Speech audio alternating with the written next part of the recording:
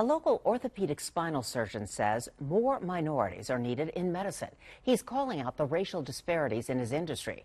Eyewitness News reporter Jordan Foster shows us what he's doing about it.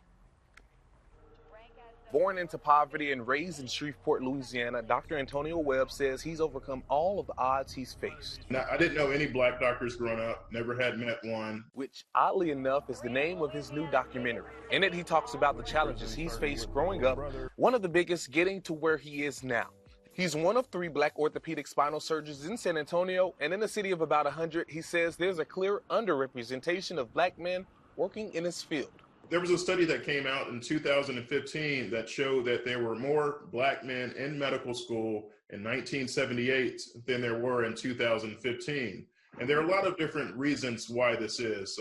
There's lack of mentorship and guidance, kind of lack of role models, as well as lack of kind of pipeline programs. Dr. Webb says systemic racism, as well as a lack of resources in the black community, are just a few parts that play into why there's such a small amount of minorities in medicine. There's been multiple studies that show that patients that do better, they follow kind of recommendations, follow treatments, if they're treated by someone who looks like them. He says he's since started a YouTube channel that showcases minority medical workers to try and connect aspiring students to the role models they one day want to be. At the end of the day, man, that education is most important. Jordan Foster, KENS 5, Eyewitness News.